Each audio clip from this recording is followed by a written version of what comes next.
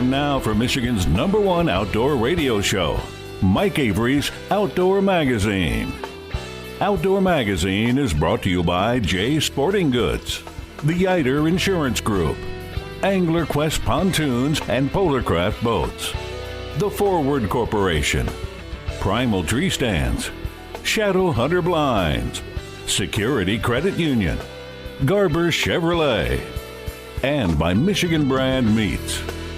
Now, here's Mike Avery.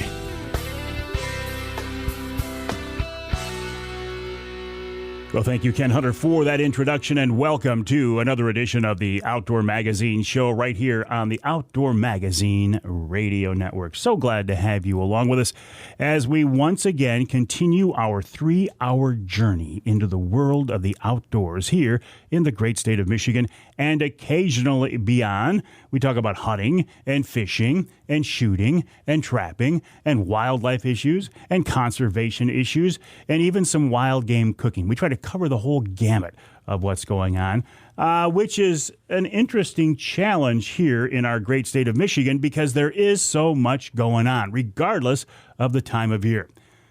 Now, it's been an interesting week since we last talked. I know there's snow up north, at least in some parts of the up north, but as we're recording the show right now, they're getting rain in the North Country.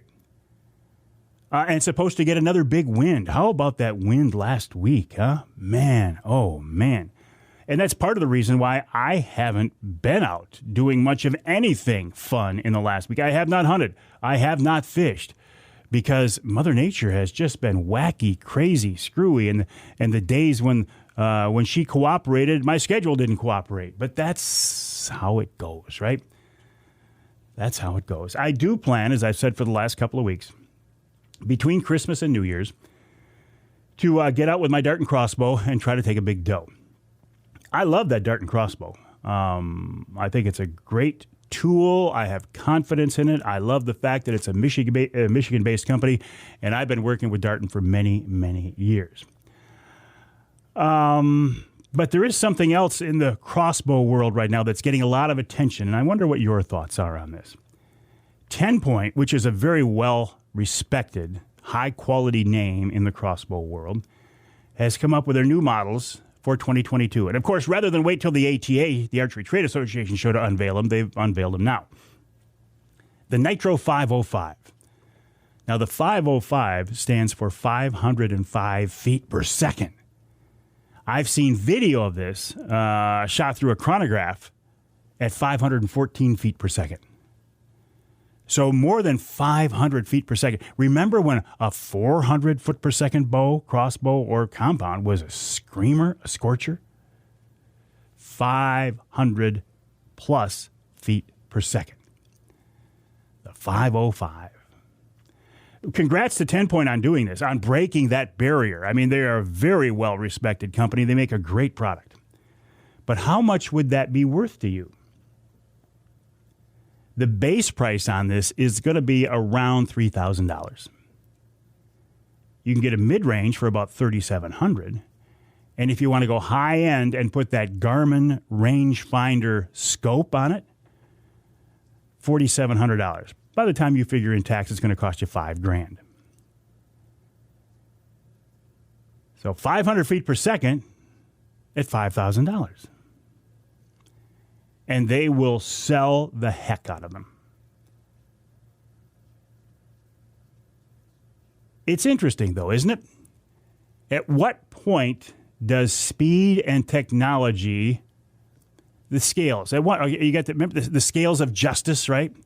And we're not talking about justice, but just picture the balance scale. You've got price on one side, and you've got speed and performance on the other. At one point, does it tip to the one direction or another that you have to say yes or no?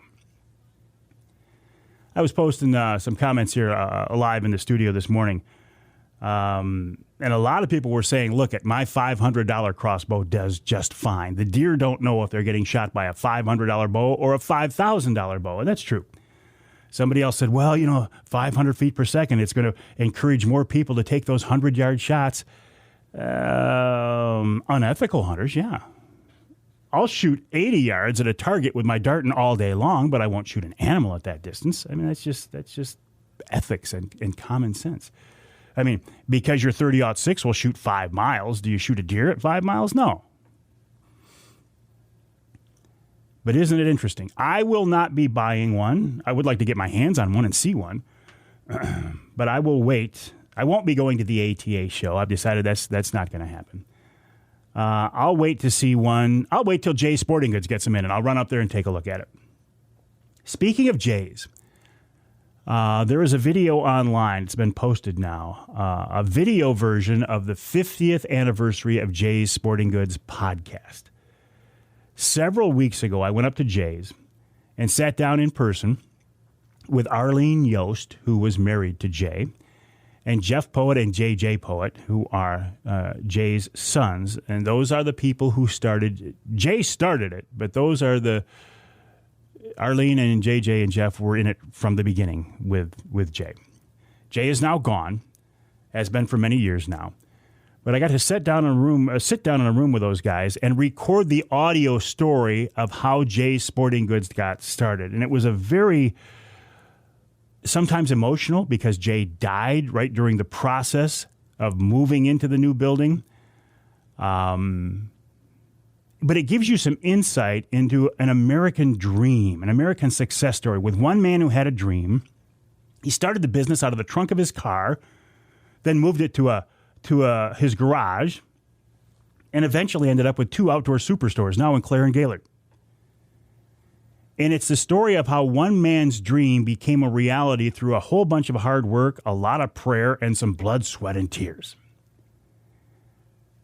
But Matt Poet, who is Jay's grandson, suggested that when we recorded the audio of that podcast, he said, why don't we set up some cameras and record the video version of this story? I hadn't thought of that, and I thought it was a great idea. So I had a camera there. Matt had a camera there. I had my phone set up on a shelf. So we had 3 or 4 different cameras to record people from different angles. Well, I edited that, put it together, sent the video off to Matt, and he put it up on their Jay Sporting Goods YouTube channel. I shared it on my Facebook page as well. I would strongly encourage you to check out that video. Even if you don't like Jay's, and I don't know how you could not like Jay's, but I hear people say once in a while, I don't like Jay's. Well, check out this video, and maybe it'll change your perception when you see how hard this family and their employees worked to make this business the success that it is today. And I feel very blessed that I was able to be a part of helping to document that story. So check it out. It's on my Facebook page, and it's on Jay's Sporting Goods, and it's on Jay's Facebook page and their YouTube channel as well. Speaking of social media, last week during our Wednesday Night Live, and we do these every Wednesday night at 7 o'clock Eastern, on Facebook, YouTube, Twitter, LinkedIn, and sometimes Instagram. And this time of year, we give away a ham for the holidays, courtesy of the Grillo family of Michigan brand meats. You can enter to win. All you have to do is join us and make a comment. Everybody who commented on the fact that they wanted to win a ham got tagged with a spam alert on their post. Now, I'm not sure how wanting to win a ham is marked as spam unless Facebook thinks spam is ham. Isn't it interesting, though? The things that happen in that virtual world. I mean, you can go on there and make some pretty outrageous and some pretty inflammatory statements, and nobody says anything. And we go on there on a hunting and fishing page and post that we want to win a ham, and we get targeted. I'm not sure that that's what that is, but it doesn't mean you can't join us. It doesn't affect you at all. It's an interesting observation. Hey, while you are online, head on over to versaskins.com. Versaskins.com. Just change your skin for the season you're in. High-quality hunting clothes that you can snap on and zip on different colored outer shells, like blaze orange for gun season and white for snow camo for predator hunting. If you go to versaskins.com and use the promo code Avery20, you can get 20% off everything on the website through New Year's Eve. Pretty good deal. Time is running out. You still got time. You got a couple of weeks yet before the Pure Michigan Hunt. $5. You can apply anywhere you get a license. You can apply online at michigan.gov/DNR. Get you a bull elk tag, get you an any season bear tag, waterfowl, some other stuff, and thousands of dollars worth of gear and prizes. I apply multiple times every year, and some year I'm going to win. Maybe not this year, but some year I am going to win the Pure Michigan Hunt, and that's going to be the only way I get a bull elk tag here in Michigan. As we are talking right now, for those of you who listen to the broadcast version of the radio show, this will be the last time that we get to talk before Christmas. And so let me say Merry Christmas to you. I didn't say Happy Holidays. I didn't say Season's Greetings. I said Merry Christmas. And I will ask you this. I realize that Christmas is Christmas trees and presents and Rudolph and Santa, and I get that, and I certainly have no problem with that. I mean, I love that for the kids. They need that. They enjoy that. But I would ask you to keep in mind the real reason for Christmas. It's not a Christmas tree. It's not Santa Claus. It is for the birth of a Savior. And don't we need that in today's world? I can't get through life on my own. I need help. I need help from somebody else. And where do I go? I go to God. Christmas is a time to celebrate the birth of a Savior that has saved the world and can save you, so when you pass from this life, you can go on to something better. Keep that in mind as you celebrate this Christmas season.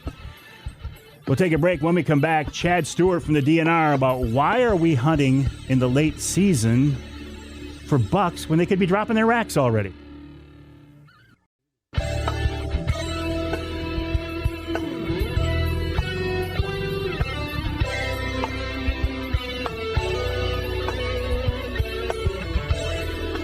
You can hear the Outdoor Magazine show in Manistee on WTIQ, 1490 AM, 95.3 FM. You can hear us in Flint on Sports Extra 1330 WTRX. And you can hear us in St. Joe on WSJM 94.9 FM. This segment of Outdoor Magazine brought to you by the Linwood Beach Marina and Campground. Linwood Beach can be your year-round Saginaw Bay fishing destination and your Mid-Michigan Tracker and Angler Quest headquarters. And I'll tell you what, the fishing, when you can get out on Saginaw Bay the last couple of weeks, right out in front of Linwood Beach Marina, has been unbelievable.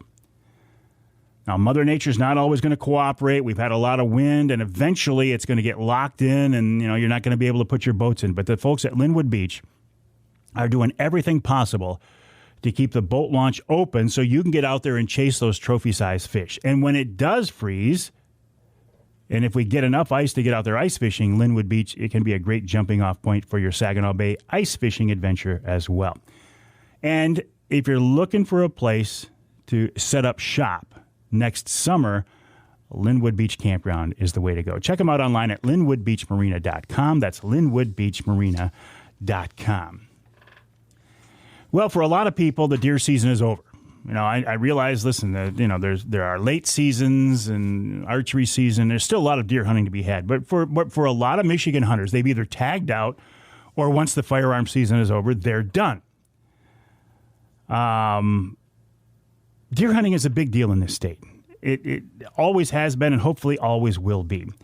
Chad Stewart is the big game specialist for the DNR, so he works with our Michigan deer herd as closely as anybody. And he's with us now on the Outdoor Magazine phone line. Chad, welcome back. Hey, thanks for having me again, Mike. Always a pleasure. Listen, did you get a chance to get out at all? Of course, yeah. No, like most years, I didn't get out as much as I like to. Things always pop up and seem to get in the way. But, yeah, of course I got out. Well, and isn't it funny? I mean, a guy like you probably gets into this business because you like to hunt, you like deer, you like whitetails, and then your job of working with them gets in your way of hunting them. Yeah, that was really short-sighted on my end going through college. Yeah, no, I mean, I got into it, I think, probably like a lot of hunters. I started out when I was really young. I growing up in Pennsylvania.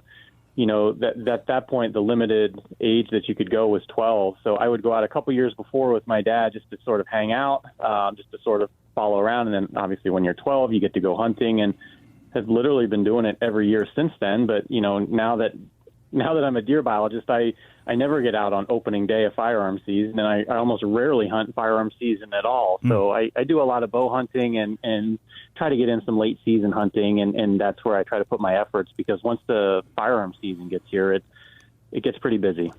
Is it too early to have any thoughts on how the season went at all? Yeah, with any accuracy, I guess. Certainly we hear things, and by all indications, the southern lower is pretty good, having a pretty good year for the most part. The reports I hear, people are seeing deer, people are seeing really nice bucks and harvesting really nice bucks. But the southern lower seems to be having a pretty good year. Northern lower seems to be kind of hit and miss and spotty. You have reports of good success in some areas and not as much success in other areas. And in the UP, we know that there are spots that are low numbers with deer, and that's something that was going to be expected. But the places that have decent numbers of deer seem to be trending at least a little bit better than what they were last year. So all in all, fairly similar to last year, and maybe a little bit better in some areas. Chad, I had somebody send me a picture of sheds that they've already found, shed whitetail antlers, and my comment was, boy, it seems a little early for this, and I had a bunch of people jump on and say, oh, no, it's not early. But that raised the whole discussion about this late season hunting that you got to be careful, because you might think you're shooting an antlerless deer and you walk over there and find out it's a buck that's already shed. Is that a concern from a biological perspective? So I guess the way I would answer that is it's not uncommon to hear of bucks shedding antlers in December. We hear it every year. We know it happens every year. But a majority of the bucks that are shedding their antlers is going to occur. It's really going to start picking up in January and continue through about March. So that's when a majority of it. So on an individual basis, you're absolutely right. There's the potential for someone to go out in antlerless season and harvest a deer that they think is a doe, and it turns out to be a shed buck. But from a number standpoint, from a population management standpoint, the numbers aren't going to be impactful whatsoever, because a majority of the bucks are still going to have either one or both racks attached throughout our late season. And if you take the time to look at that animal, you can almost always tell that it is indeed a shed buck instead of an antlerless, like a big doe. Yeah, in most cases, if you take your time and really look and just double check the head, just to make sure that sort of bald spot there where the antler cast off isn't present, you should be able to tell in most situations. Yeah, so it's just a little bit of, like anything else, knowing your target and understanding what your target is before you either pull the trigger or release the arrow. And what is it that triggers that shed? Is it a drop in the testosterone level after the rut? Yes. Yeah. So if you think of the testosterone buildup of a deer as almost like a bell-shaped curve, where throughout the summer it's fairly low, and then once light hours start getting reduced, that triggers several different organs and glands to start creating a sequence of hormone release that increases the testosterone, maxes out in late October, early November, and sort of slowly declines as the winter progresses. So what happens is, with some of these earlier cast bucks, a lot of times what happens is, if it's an individual animal, an injury or a substantial wound can, lower that testosterone pretty quickly, and they'll cast their antlers off a little bit sooner compared to some of the other bucks in the area. The other one is more of like a nutritional stress type thing. So if you start seeing a lot of bucks in an area dropping antlers, earlier than normal, it could be a sign of nutritional stress. Well, the rut does take a tremendous stress on the animals, and surprisingly the does too, right? Because they're getting pushed around for several weeks. Is there such a thing as a second rut? I hear about this all the time. Is that from a biology perspective? Does that exist? Yeah, it does. It's always a little bit smaller, but the way to look at this is, in a perfect scenario where if you have really well balanced deer populations, all of those does are getting bred on their first cycle. And typically that first cycle is anytime in late October through early to mid-November. So, Mother Nature synchronizes as much as possible.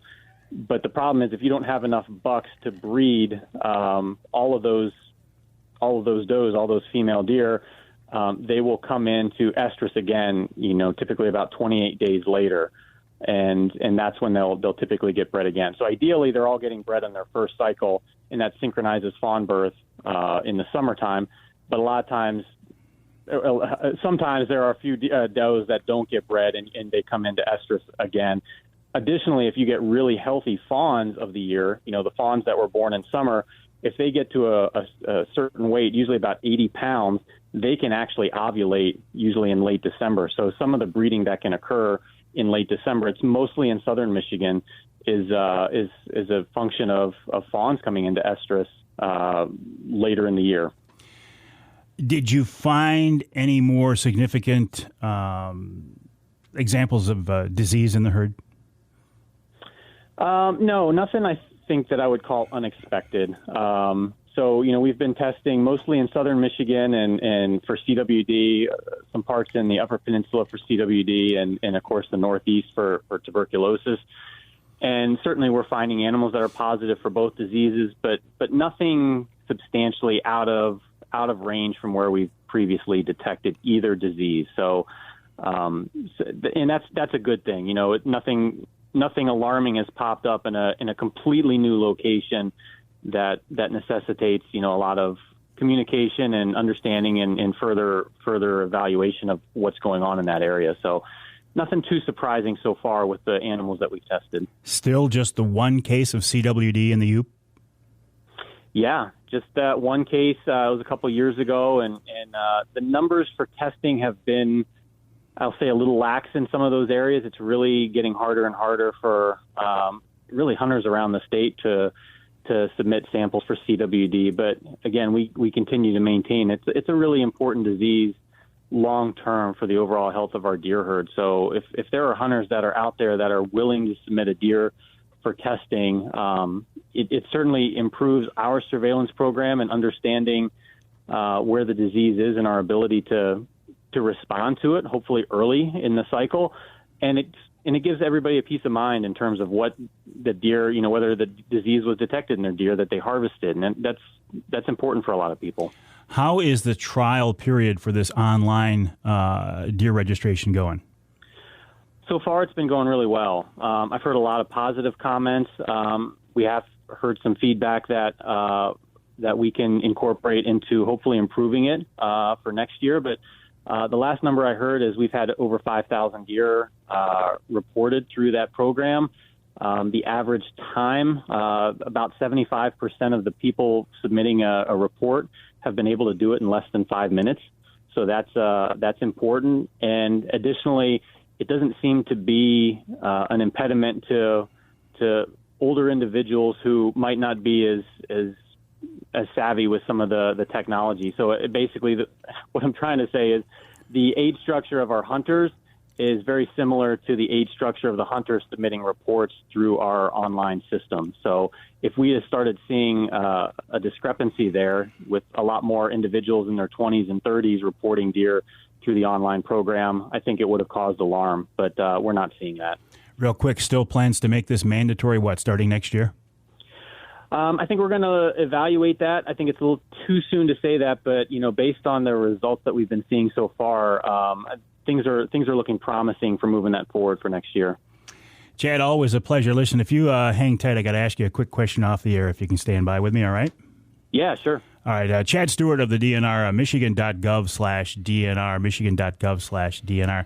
By the way, once again, that website, michigan.gov/DNR, is one place that you can apply for that Pure Michigan hunt.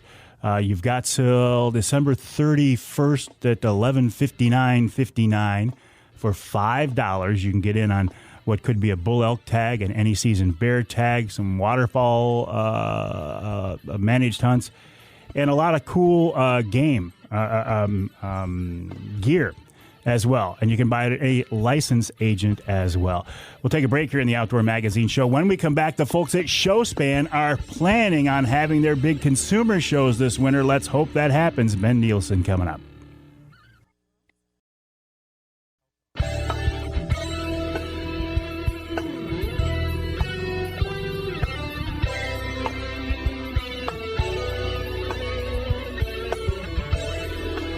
You can hear the Outdoor Magazine show all across the great state of Michigan, including in Alpena, WZTK 105.7 FM. Let's go to Manistee, WMLQ 97.7 FM, and jump on over to Tawas, WIOS 1480 AM, and 106.9 FM. This segment of Outdoor Magazine is brought to you by Rapid River Knife Works. You know I love Rapid River Knife Works, custom handmade knives made in Rapid River in Michigan, in the UP. I have a Rapid River knife in my pocket right now, as I do all the time. I love these things. What a great Christmas present. Don't drag your feet, though.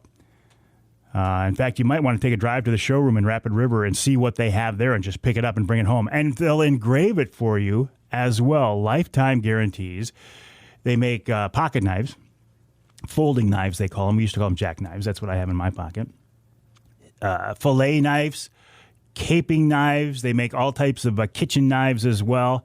Really great products that are going to last you a lifetime. Again, the website, rapidriverknifeworks.com. That's rapidriverknifeworks.com. I was saying before the break that there's something very exciting in the wind, in the works here in Michigan. I always look forward to the big shows that Showspan puts on, where you can get together, you can see people, you can talk to outfitters, you can look at boats, you can buy stuff. And we weren't able to do it last year because of COVID. But the folks at Showspan think they can pull it off this year, and I am so excited. Ben Nielsen is one of the guys behind this all, and he joins us now on the Outdoor Magazine phone line. Ben, welcome back. Thank you very much. And, I'm taking a deep breath here and going, finally. We're coming back, and I couldn't be more excited about it. I miss everybody. Well, exactly, and I think the people of Michigan, us outdoors men and women, we miss these shows because for so many of us, it helps fill the void of wintertime, and it's become a tradition, something, well, your Grand Rapids show has been going on more than 50 years. Absolutely, yeah. We're getting ready to do our 77th year on that. 77. Just incredible.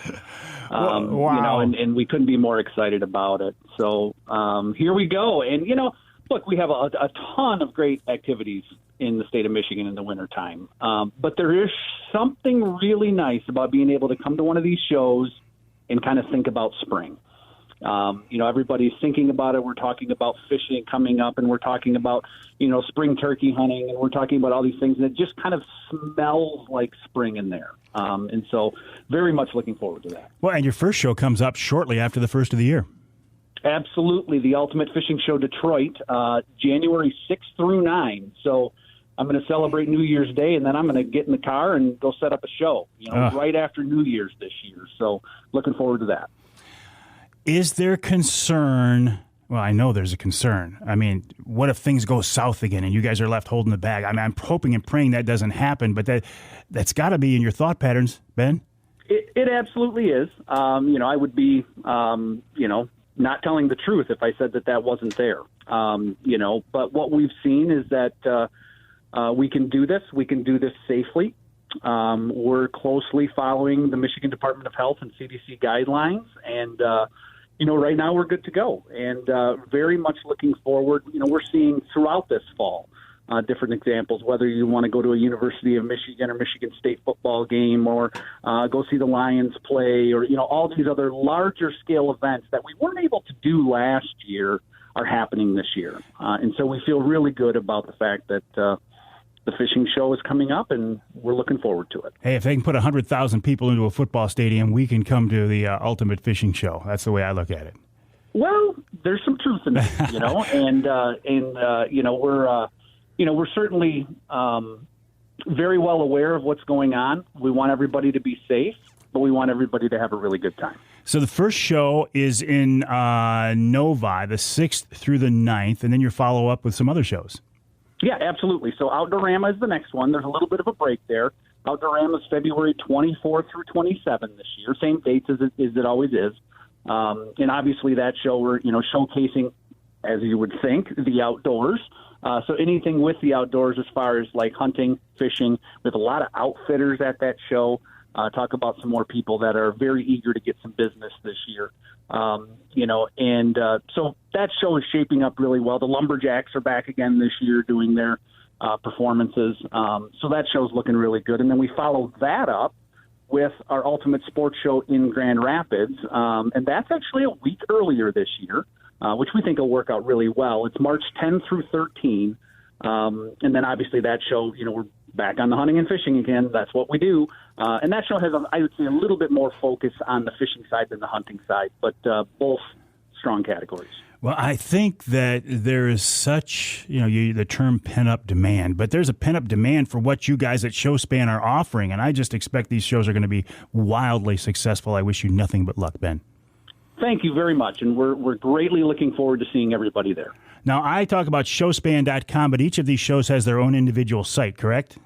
Yes, absolutely. So showspan.com kind of gets you to the home page, the motherlode page with all of our shows. But if you want to go individually, the Ultimate Fishing Show is like you would think, ultimatefishingshow.com. Outdoorama is outdoorama.com, and the Ultimate Sports Show is theultimatesportshow.com. Makes sense. Excellent, Ben. I look forward to seeing you and everybody else, and good luck.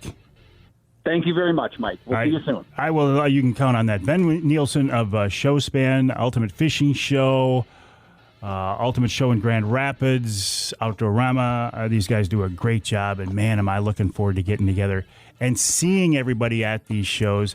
And as Ben said, there's a lot of people who have been hurting for business in the outdoor industry, especially some of these Canadian outfitters. This will be a great show. I'm looking forward to them. We'll take a break here in the Outdoor Magazine Show. When we come back, we'll wrap up this first hour with Ed Roy of the Michigan Wildlife Council right here on Outdoor Magazine.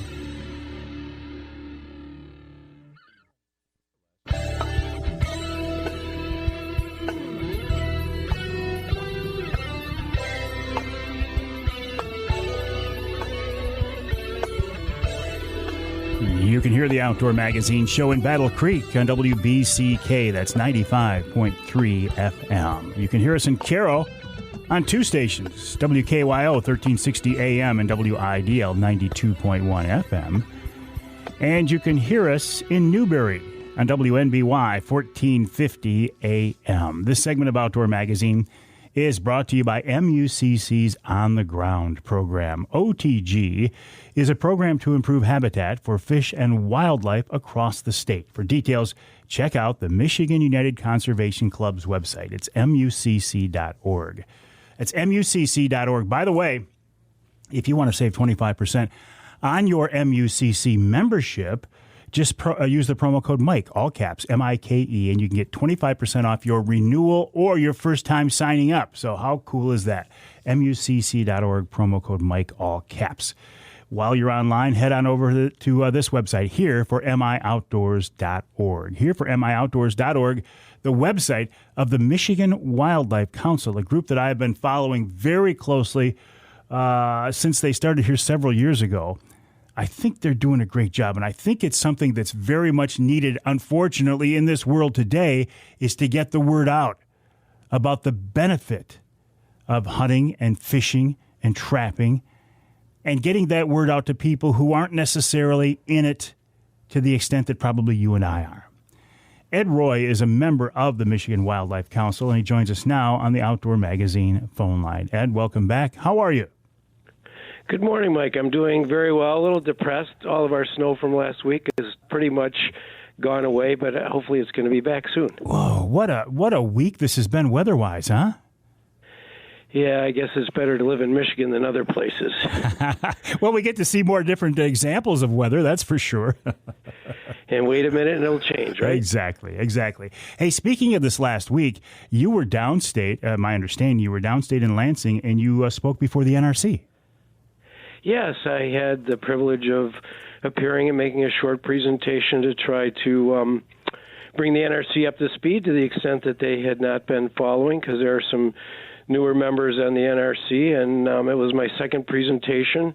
I don't know how polished it was, but I think they hopefully learned some things and are engaged. They seem to be very receptive to the message I was presenting, and a couple of NRC members had some questions and comments that I'm taking back to the MWC that might be helpful to share here. Keith Cray raised the issue of whether the MWC, as part of its messaging, was promoting to the public the science-based wildlife management, and he was particularly interested in, as your listeners may know, about the harvesting of deer primarily in urban areas, and he wanted to make sure that we were continuing to educate the public, on a pretty specific basis. And so we will take that up at our February meeting. And then the second commissioner, his name is, I believe, David Nyberg.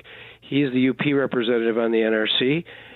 Younger than some of us, and very enthusiastic, and he raised the issue of at what level the MWC was promoting the comeback of non-game species, and that by promoting that message to the public, that may buoy the more specific efforts of the benefits that hunters and fishermen bring to the wildlife community and all of that. So that'll be another item that we will take up. And of course, the MWC has promoted the recovery of the Kirtland warbler at a very high level, and so it has been part of our messaging. But it might be another way to, as I say, buoy the overall messaging to put more emphasis on the recovery of non-game species. Ed, your comments raise a question in that. How do you guys at the Michigan Wildlife Council, how do you decide what your message is going to be? I mean, input from the NRC is great, but I suspect they don't mandate or certainly don't dictate what you guys are going to get out. How do you determine? What's the system? Well, I think that question raises a number of answers, maybe starting with the statutory mandate from 2013 that the MWC has religiously guarded and tried to follow the statute to educate and promote to the public the fact that wildlife has to be managed, that sportsmen and women and impact that through their efforts. And now answer your question direct, good marketing has been the partner with the MWC since day one, and I came on the MWC in 2016, and that was the beginning of the rollout of the first messaging campaign. And so we rely upon good relies upon research. Our decisions are research-based because, candidly, some issues have come before the MWC that probably don't bear mention here, but they were off what I'll call the beaten path. They were outside of our realm as we understood it. And I think you have some, setting me apart from the rest, but you have some very smart, hardworking, pragmatic individuals on the MWC. And if I might digress just for a moment. Very quickly, because almost out of time, as we always are with you, Ed. Yeah, we have two new members on the MWC. Brent Pike from Southwest Michigan, who's a big upland bird hunter and a manufacturer of upland bird hunting clothing, and Franklin Hayes, the current, I believe, Detroit Chief of Police, who was former president of the Trap Shooting Association for Michigan. So we're bringing some shooting. Excellent. I knew you'd like that. All right. Listen, Ed, always a pleasure. Got to let you go. Here for MIOutdoors.org is the website. Here for MIOutdoors.org. We'll take a break for the top of the hour. John Ozoga coming up in hour number 2.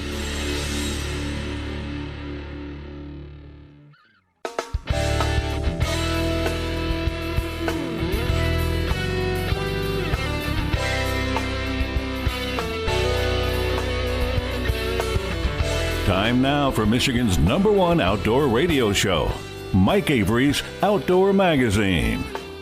Outdoor Magazine is brought to you by Jay Sporting Goods, the Yider Insurance Group, Angler Quest Pontoons and Polarcraft Boats, The Forward Corporation, Primal Tree Stands, Shadow Hunter Blinds, Security Credit Union, Garber Chevrolet, and by Michigan Brand Meats. Now, here's Mike Avery. Well, thank you, Ken Hunter, for that introduction, and welcome to hour number 2 of this week's Outdoor Magazine show. The Outdoor Magazine radio show right here on the Outdoor Magazine Radio Network, heard on more than 30 radio stations across the great state of Michigan. Yes, this is first and foremost a radio show, and I say that because there's just so much confusion these days. but it is produced, recorded, syndicated, distributed, uploaded, uplinked, emailed as a radio show to radio stations. And I think the best way to listen, if you can, is on your local radio station. But if you can't, for example, if your local AM or FM station doesn't carry all 3 hours of the show, or if you live in some part of our state not covered by the broadcast signal, it's nice to know that there is a podcast out there. And you can hear and the podcast is nothing more than the radio show, the sound, the audio from the radio show, made available somewhere other than on your local station. You can hear it on my website, MikeAveryOutdoors.com. It's on my Facebook page, all my social media outlets. Anywhere you get your podcast from, you can hear the podcast version of the Outdoor Magazine radio show, even on YouTube. I know it doesn't make any sense.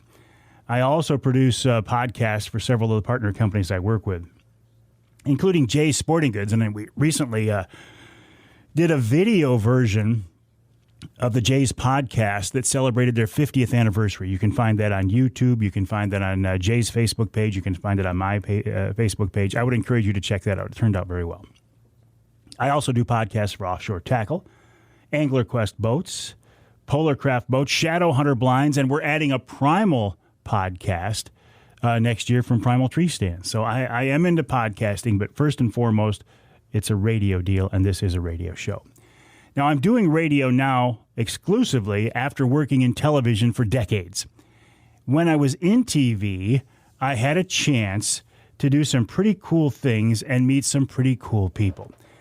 A lot of these encounters stand out in my mind, and I'm thinking right now of the time that I traveled to the Cousino Research Station, Wildlife Research Station in the UP near Shingleton. There, I got to meet a guy named John Ozoga.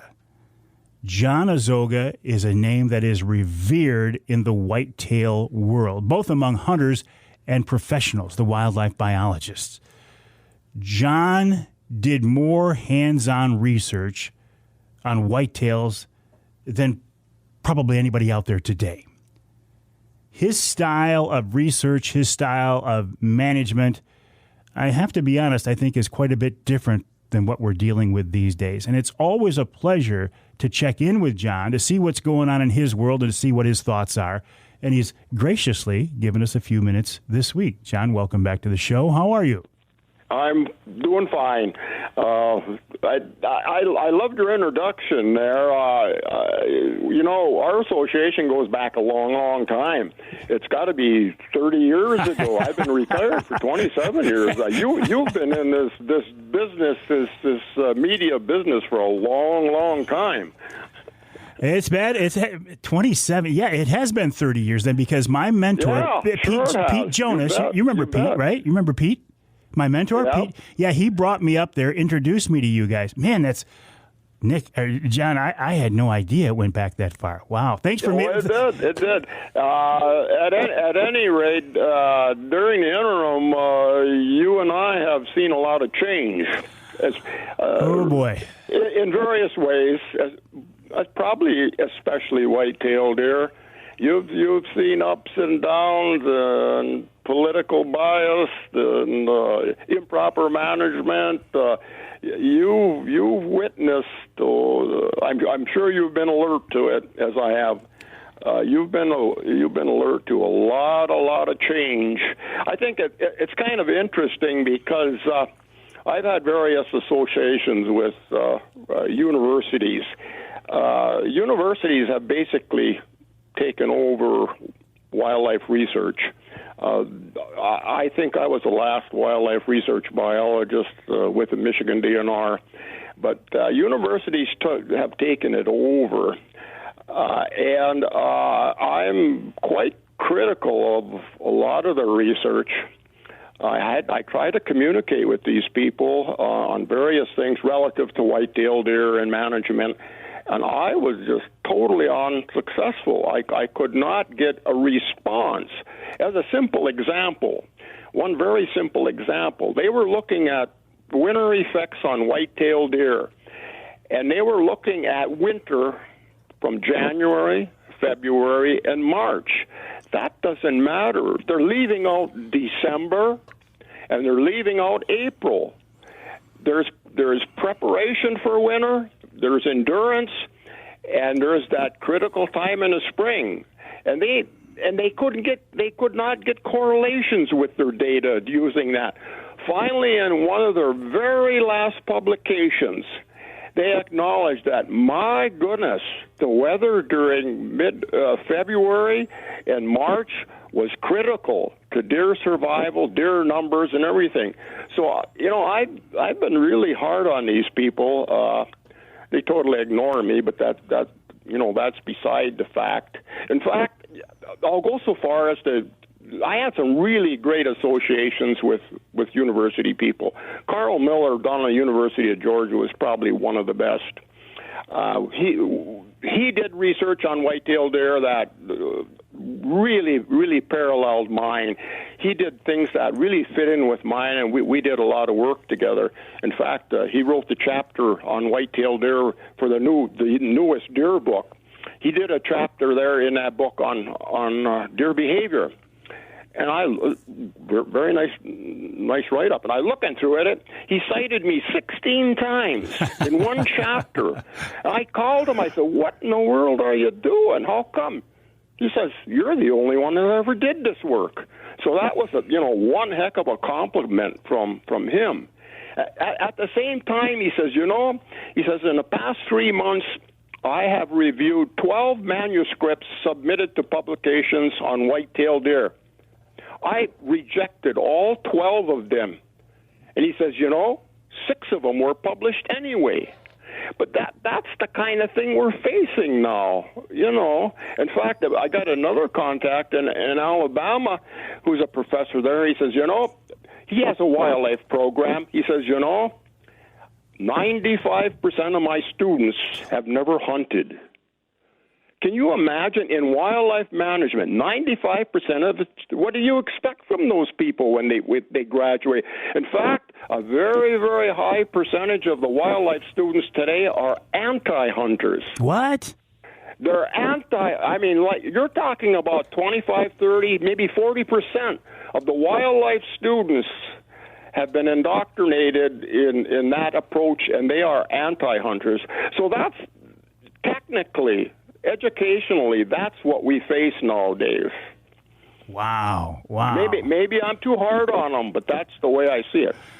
You know what, John? I'm not going to make a statement that you're too hard or not, but I am going to say if anybody's qualified to make that type of statement, it's you. So I respect whatever you say about this because I certainly don't have any knowledge into the inner workings of this world. But my question is, as far as research from the universities, is it an ignorance thing, or are they intentionally skewing research for some unknown reason? They're doing research where the money is.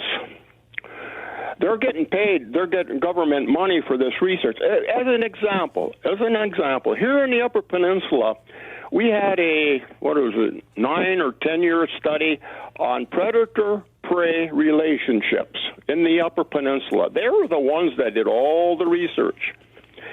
They had, after 10 years of probably millions of dollars, they never produced one single deer management recommendation. Not one. Although their study involved wolves killing deer and so forth and so on. But they could not produce a management recommendation. And I'm just as hard on the public and the sportsmen. Where in the heck are they?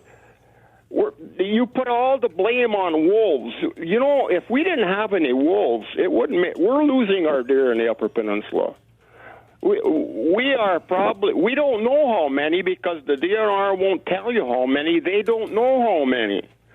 They don't do that kind of thing anymore. They don't do surveys to see how many deer are out there. They don't do field surveys to see how many die during the winter. They don't do any of that anymore. In fact, I'm beginning to wonder what the heck they do. But, deer management plans have been produced in the past from a buddy of mine. Very detailed plans. And that's our problem, winter habitat and winter weather.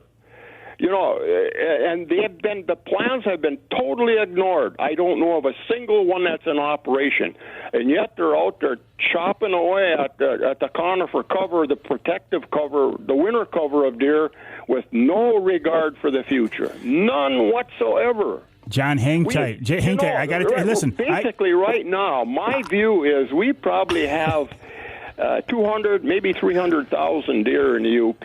John, hang tight. Listen, I hate to interrupt you. I'm out of time. I'll come back, so hang with me. I could talk to you for hours, but I got to take a break. We'll come back, and we'll continue our conversation with Mr. Whitetail himself, John Ozoga, noted researcher and a very, very well-known biologist in the whitetail world.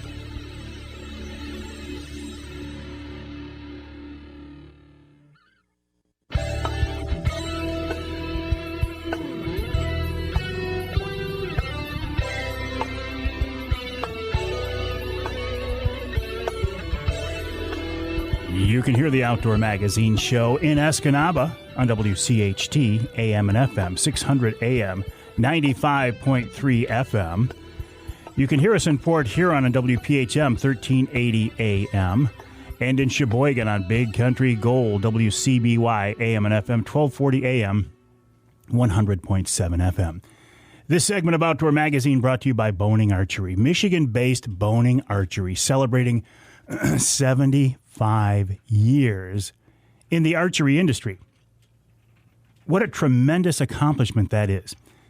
And they continue to innovate and come up with new products, new designs, new machines, new manufacturing techniques. I'm telling you, for a company that started with Ferrite to glue broadheads to wooden arrow shafts to see what boning has become these days, very, very impressive.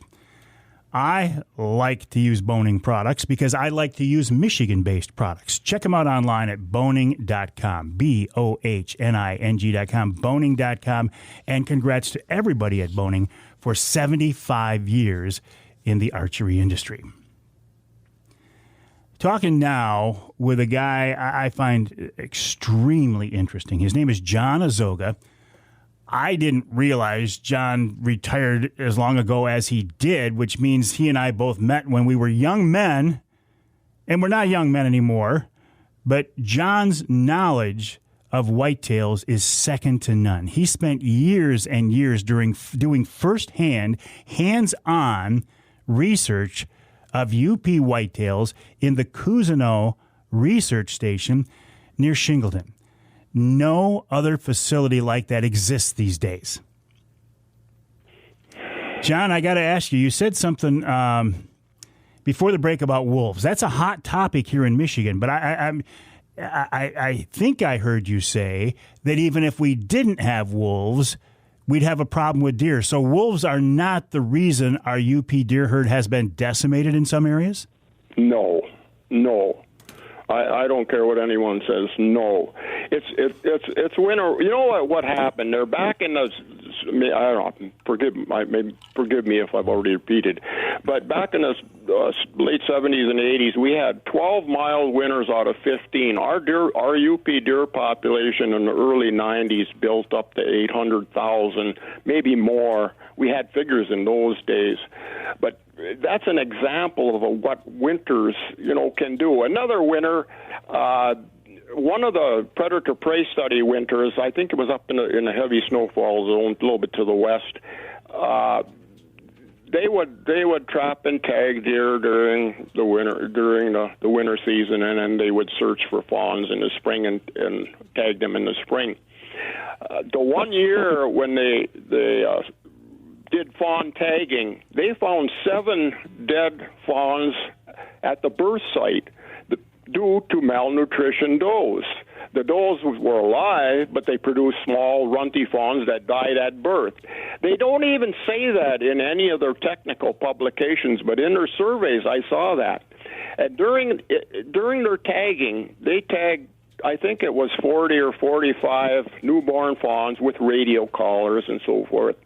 And then they tracked them that winter. Not one single fawn in that collared group survived longer than 10 months. The winter was rough, and it killed them. And actually, 60% of the radio caller does died during that winter. No, that's got nothing to do with wolves. The wolves just took advantage of the whole system, and that's what they're doing now. During an easy winter, they're in little trouble. During a tough winter, when their deer are in emaciated, weakened condition, in most cases, it doesn't matter whether the wolf kills them on Wednesday or they drop dead from malnutrition on Saturday.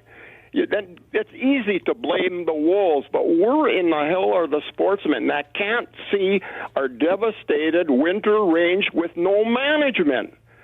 I feel like I spent 30 years studying deer, and I spent 30 years writing technical articles, and then when I retired, I spent 30 years popularizing this. I have totally failed. I consider that I have totally failed. I haven't convinced the managers what the problem is, and I have not convinced the sportsmen. So, you look when I'm 83 years old. When you look back, you've worked your butt off. You've produced things that no one else has ever produced, but no one listens. So, that's a rather negative, depressed view, but I've got to be real about it, too. I don't know, John. I hear a lot of people talking about habitat and deer yards and the loss of deer yards. So I don't think your message has fallen on deaf ears completely. I hope you're right. You're probably talking to a different group. I hope you are correct, because these deer, now with the price of wood and stumpage prices and the fact that forestry has to earn high stumpage to keep the division or their group going, their division going. So there's not a lot of regard for the future as far as the relationship between winter habitat and whitetail deer numbers. So a couple of us are on the same page, and we see no hope for the future because these yards are being devastated with no thought of the future at all. Well, and the problem with loss of habitat, loss of deer yards, is it's not an easy fix. It's not something you can change in 5 years. You're talking a long time. Not when you're talking about northern range and you're talking about cedar and hemlock as the primary. You can produce all the aspen sprouts you want or maple sprouts, but if you don't have the cedar or hemlock conifer cover in rather large areas nearby, it doesn't matter how much food you produce. If you don't have, we're losing deer. We're losing deer yards left and right. I don't know what the number is, but it takes so many deer to make a deer yard in this rough winter climate. And if you fall below a certain number and you get hit with hard winters, your wintering herd just suddenly disappears. I witnessed that when I came to Cousineau back in 1964. There were little deer pockets all over the place. And then I recall talking to Forest Service biologists in the 80s bragging about, boy, we've done such a good job. We've got deer yarding populations all over the place now. Well, that was during mild weather. When weather got back to reality in the 90s, all those little pockets of deer disappeared. They're gone. And then when you're mismanaging what the main areas, well, you're just in serious trouble. You're very serious trouble. How concerned should we be with disease in the whitetail herd? I'm thinking specifically of CWD because that's been promoted to us as something that is a very, very big deal. Yet others will say, hey, look, it's not killing that many deer. Your thoughts on that, John? I have had no experience with that. We've had, as far as I know, one case of CWD in the Upper Peninsula, and there's been no more occurring. Cases out west there are cases where the feeling is that CWD has really hit the deer population, where maybe 30-35% of the deer have CWD. I don't even know what our rates are in Michigan, but certainly they're nothing like that. And I can't say it's a factor. Obviously, it is a factor. In some areas, I suppose it could be rather serious, but I don't know. I just have had no experience with disease. So all these things that we've talked about, how has this affected the Michigan deer hunter, especially the UP deer hunter? What does it look like now compared to what it looked like before? And obviously, you think we're moving the wrong direction. Well, for one thing, we've lost half of our UP deer hunters. I think in the 90s when we had a lot of deer, we had 130, 140,000 hunters, maybe even more. The last time I saw any numbers were we had about 75,000 deer hunters in the UP. Now, granted, we're not replacing deer hunters with young people. These young people aren't going to sit on a stump for a week and not see a deer. They're just not going to do it. So it goes together. I mean, as our deer population goes down, our hunter numbers naturally go down. And then nowadays you got this anti-gun philosophy and all that. So there's a lot of things that don't favor hunting. And like I say, even the college graduates in the field of wildlife management have never hunted, so they don't care. So, it's a very complex situation. But the old cord, the old deer camps, and they're just not being replaced. Of course, the deer aren't being replaced either. But well, you talk about a young hunter not wanting to sit on a stump for a week. Heck, I don't want to sit on a stump for a week and not see an animal. I don't think I would do it. Yeah, I agree. I agree. You're out there. You want to see something. Well, you're going to have to pick your areas.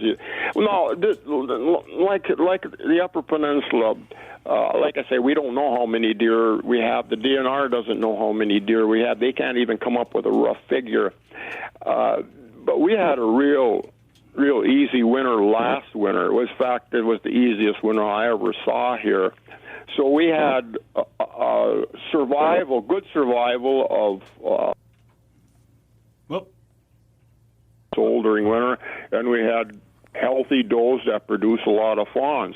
So we had two good age classes there, but our total deer population is so low that you could have seen it in the southern UP. I think last deer season they did better in the southern UP than they had, but in the northern the northern deep snow country, it just gets worse and worse and worse.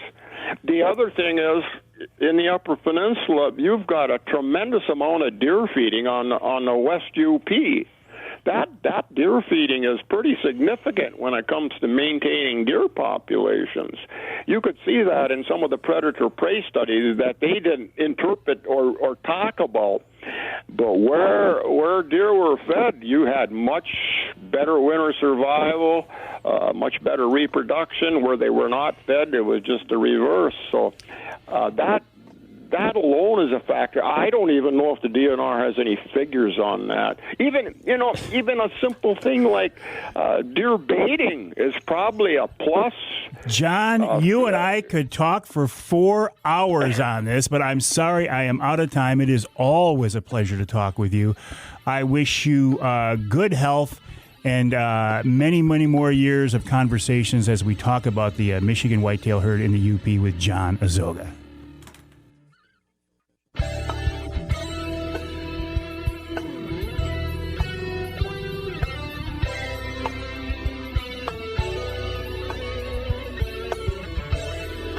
You can hear the Outdoor Magazine show in Traverse City on WTCM, that's 580 AM, and you can hear us in Marquette on WDMJ, 1320 AM.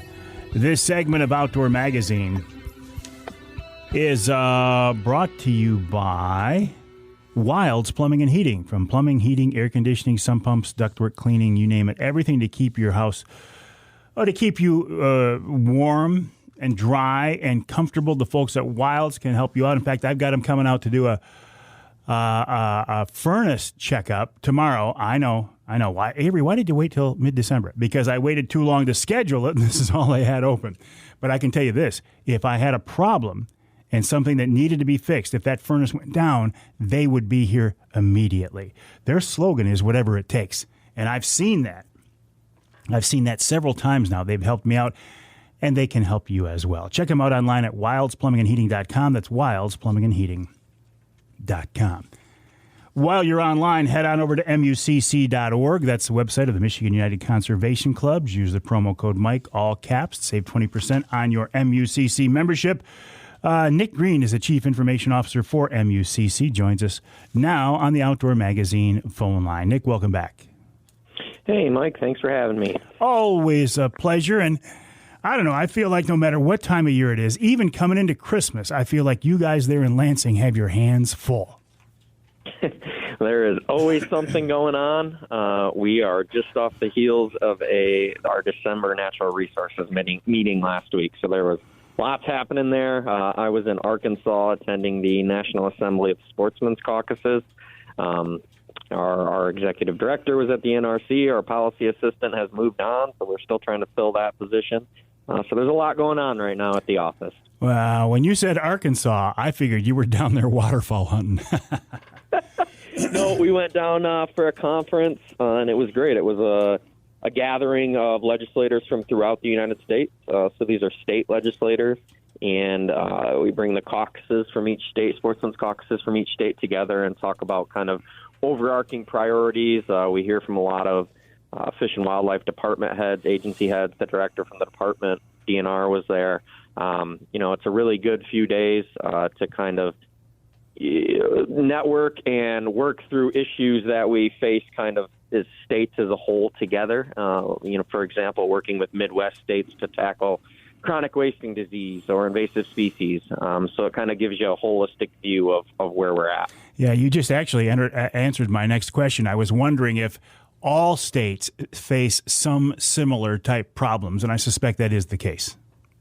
It is. The real theme of this year's conference was R3, as it has been and should be, but more through the lens of education. So doing work like our Michigan Wildlife Council has, we're only one of two wildlife councils throughout the United States, and trying to figure out how to set those up in more states and really start to educate the public about the value of conservation. We know it's very expensive to create a hunter.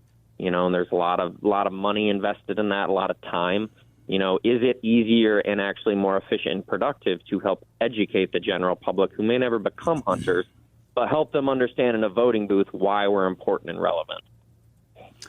No, I understand. I understand where that's coming from. You mentioned NRC. I see the two fisheries-related questions that you brought up a couple of weeks ago both did pass. They did. So there will be a one steelhead bag limit from March 15th through May 15th on select streams. These, I'm not going to cover all of them, but right. The major ones are the Manistee River, Bear Creek, Pere Marquette River, and the Muskegon. There are 5 others in that, I believe. And then the walleye fisheries order 200.22 also passed. That opens the Saginaw River from Center Road down to the mouth to year-round walleye fishing.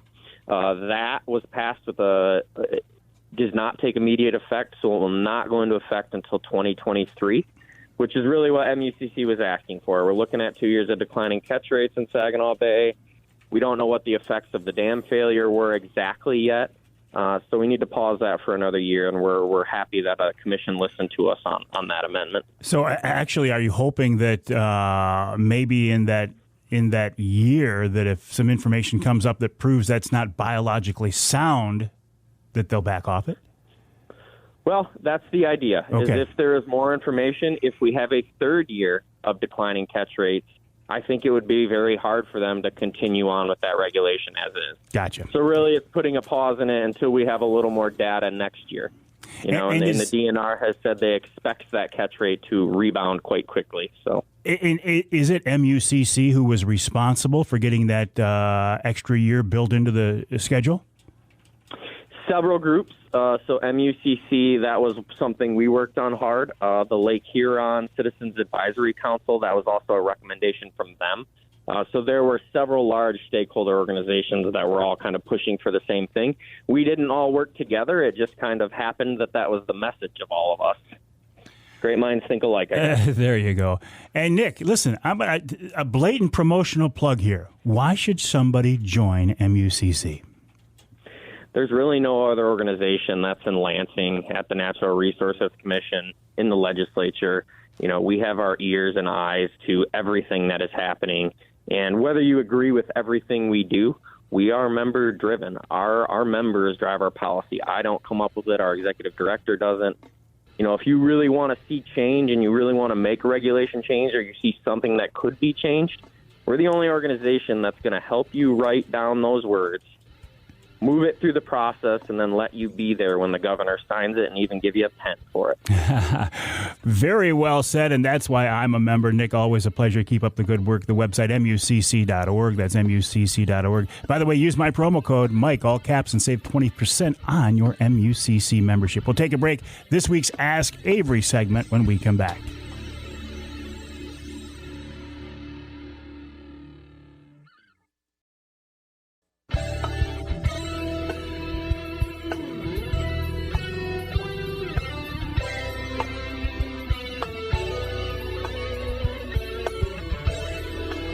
You can hear the Outdoor Magazine show across the great state of Michigan, 32 AM and FM stations, including in Houghton Lake, 92.1, the Twister, WTWS.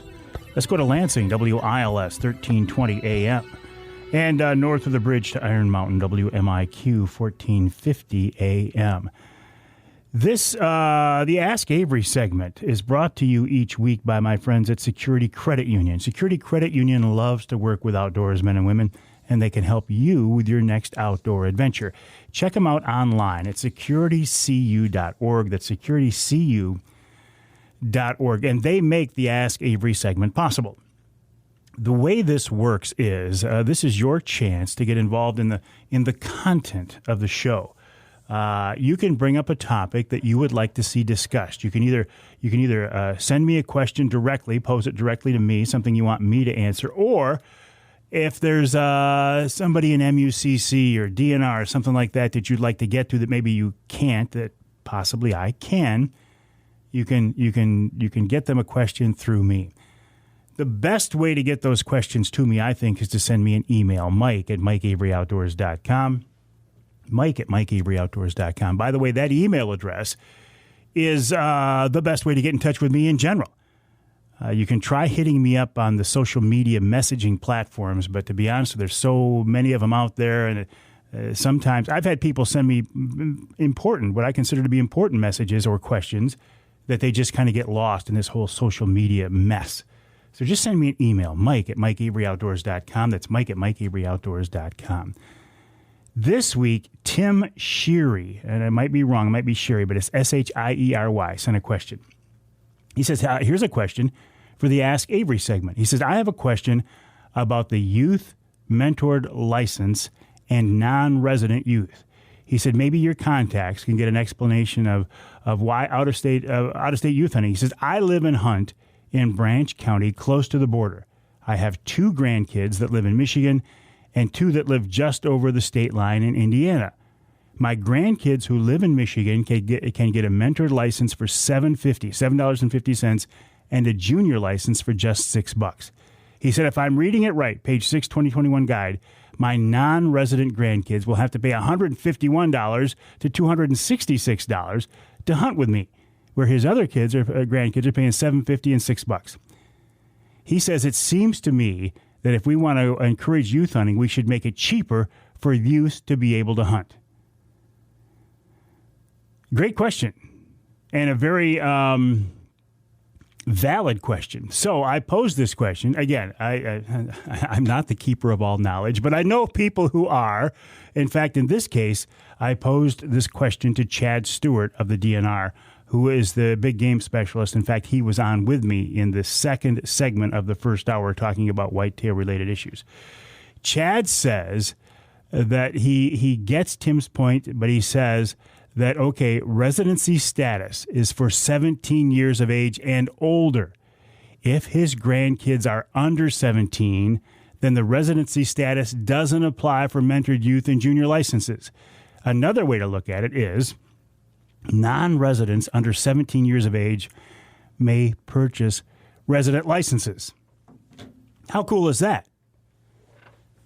How cool is that? So I think that solves that problem. And I understand why Tim was asking it, and I appreciate Chad coming forward with that.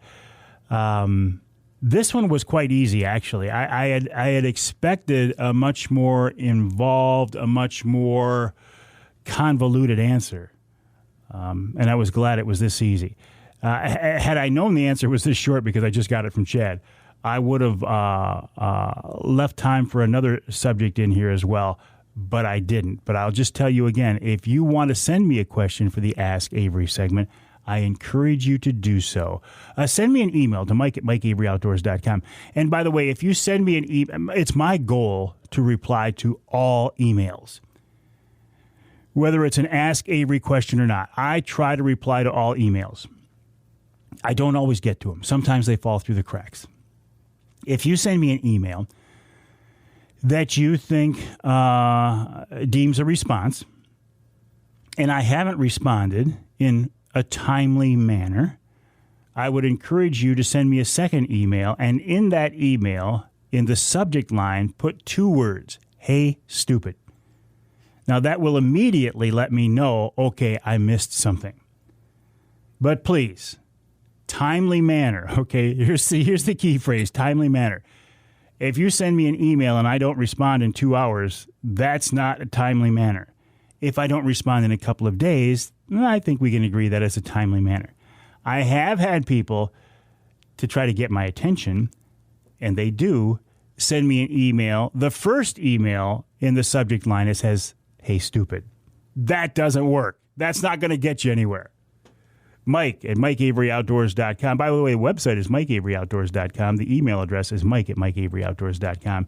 So send me an email with a question you would like covered in the Ask Avery segment, or any other questions. If you want to send pictures, if you want to share stories, ask questions for the Ask Avery segment, or just something you want answered in private, that's fine. Mike@MikeAveryOutdoors.com. And as always, a huge thank you to the good folks at Security Credit Union for making each week's Ask Avery segment possible. Check them out online at securitycu.org. That's securitycu.org.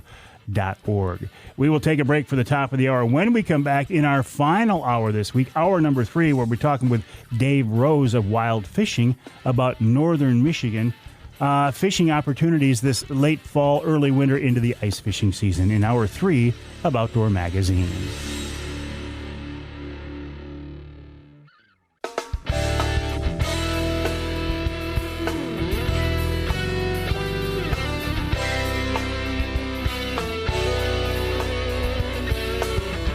Time now for Michigan's #1 outdoor radio show, Mike Avery's Outdoor Magazine. Outdoor Magazine is brought to you by Jay Sporting Goods, the Yider Insurance Group, Angler Quest Pontoons and Polarcraft Boats, The Forward Corporation, Primal Tree Stands, Shadow Hunter Blinds, Security Credit Union, Garber Chevrolet, and by Michigan Brand Meats. Now, here's Mike Avery. Indeed, this is the big guy, Mike Avery, and welcome to hour number 3 of this week's Outdoor Magazine show right here on the Outdoor Magazine Radio Network. 32 stations across the great state of Michigan. 3 hours on each of those, well, not each, 3 hours on most of those stations, talking about the great outdoors, the history and tradition of the outdoor lifestyle right here, primarily in the great state of Michigan. And glad and blessed to be able to do this, to be able to sit at this microphone and talk about the types of things that, you know, people like us just shoot the breeze about when we're together in person over a cup of coffee.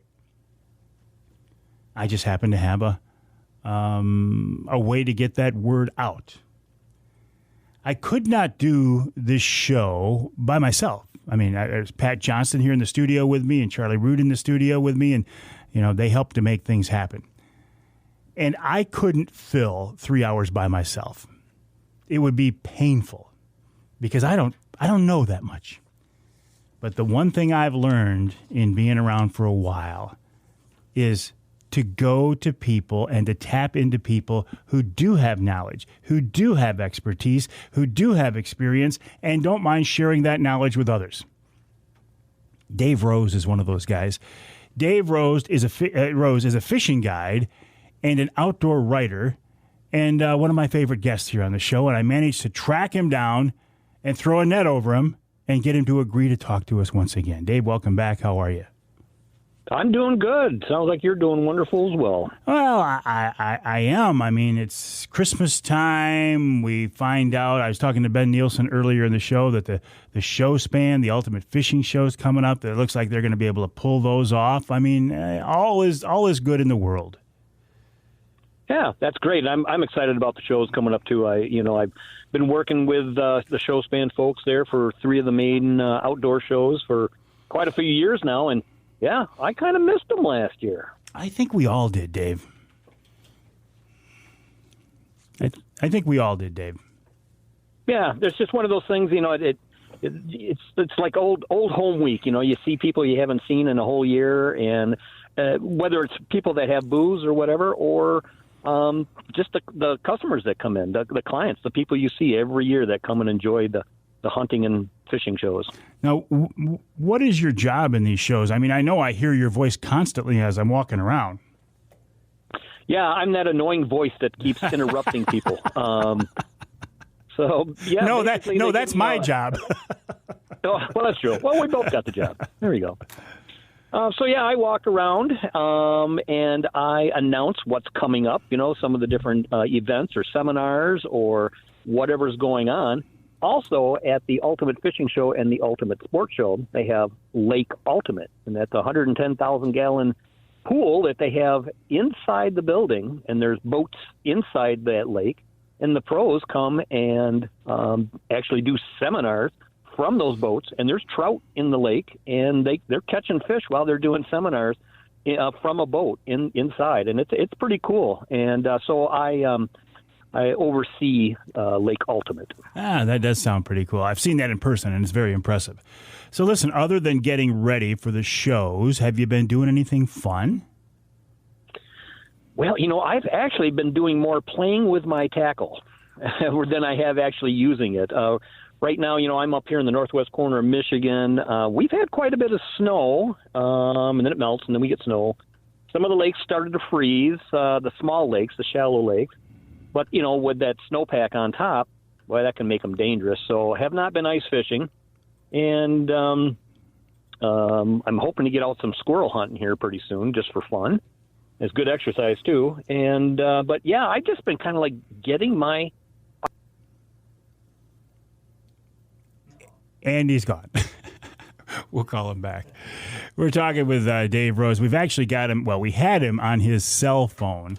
I love cell phones. I love the way that they allow us to reach people when we normally wouldn't be able to. But one of the questions with cells, as you know from probably doing most of your conversations these days on a cell phone, sometimes they drop off, especially when we've got somebody in the North Country. Although we talked with someone, they were in the service and they were overseas in like Afghanistan or something one time. And man, that was like crystal clear. But when we're talking to Dave Rose in northern Michigan, his cell drops off, but I think Pat's just about got him back on the line here right now. No, he's still in a bad cell area. Okay. Well, we will keep trying to get in touch with Dave, but my topic coming back to him, or my follow-up with him, was he was talking about the weather. And we have certainly had some screwy weather in some parts of our state, right? We got some winter weather, and then it got cold, and then it got crazy warm, and then it got crazy windy, which is not real conducive to outdoor activities. I mean, when it gets really warm, any snow and ice that you had is pretty much gone. The wind, when you get wind velocities like we had on a couple of different days, is absolutely worthless. That doesn't do anything good for anybody. Yeah, we've got him back on here now. Dave, we were talking before your cell dropped off about this crazy weather. We've certainly had some interesting weather here lately. Yeah, it's been very interesting. And a friend of mine's really, he's kind of a weather geek, and I just noticed a post that he made that it was, I can't remember the year, it was in the 80s, and the temperature is almost exactly is what it is here. It's supposed to be almost 60 degrees today. This is during the weekday here, and it's happened before, Well, everything has happened before, right? I mean, if you go far enough back, everything has happened before, but it certainly is unusual. And those of us who love the outdoors, whether we're hunters or anglers, I'm always saying this, we are so dependent on Mother Nature.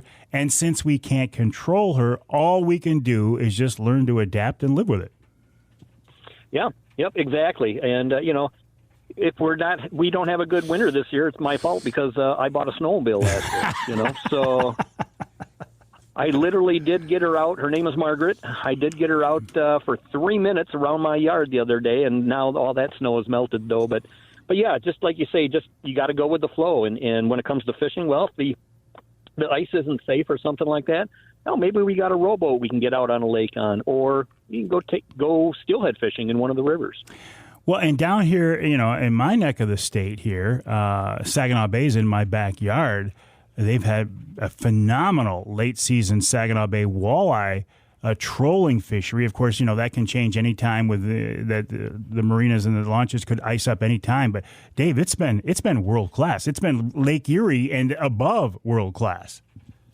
That's excellent. I've heard a lot of good things about it, too. It's a couple hours away from me, so I don't get over that way as much as I would like to. But yeah, if you want to catch walleye and some perch and even a few pike or whatever, I tell you, that Saginaw Bay fishery has been outstanding the last couple of years. Well, and you've had a standing invitation. You just won't take me up on it.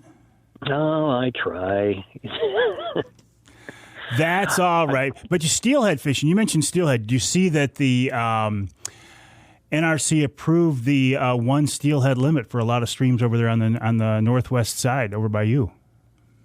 Yep, I did see that.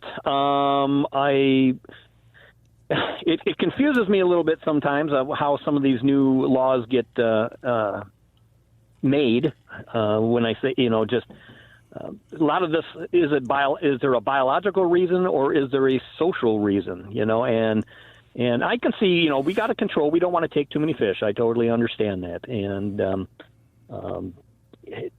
I won't say it kind of worries me a little bit. I mean, we've had musky regulations change overnight. We've had even being able to chum in a river. That's changed, and that was one of those laws that just kind of went, okay, here it is. So, yeah, the steelhead thing. I mean, I'm all about catch and release. I don't mind catching and keeping a fish or two every once in a while as well. Dave, you bring up a very, very interesting topic. I think these two, the steelhead regulation and the walleye regulation for the Saginaw River, it's my understanding that these were pretty much spearheaded by one of the NRC commissioners. Is that really the way we want to bring potential new regulations to the population? Right. Yeah, it's a tough one. A lot of the stuff, with the one, I call it a social law because social media, and you get some folks and they have their right to speak and their concerns are brought up. And then suddenly, just because it's all over social media, a regulation gets changed. We voted years ago. What was it? Proposal C, I think it was, for sound scientific wildlife management based on science. Right. But I have since been told by people in positions of authority that didn't just mean biology, it meant social science as well. And I about fell out of my chair when I heard that. Yep. It's well, I say unfortunately that's the way a lot of it's going, because if I wasn't a guide and a writer and I had actually gone to school more, I would have been a biologist. I love the whole science and the outdoors, and so I'm all about, let's see the facts, let's see the biological reason why something needs to be changed, and it could be very sound where maybe a fish the creel limit has to be lowered or something like that. I personally would like to see the science behind it. We're talking with Dave Rose of Wild Fish and wildfishing.com, wildfishing.com. We'll take a quick break here in the Outdoor Magazine Show. When we come back, talk more with fishing guide and outdoor writer Dave Rose here on Outdoor Magazine.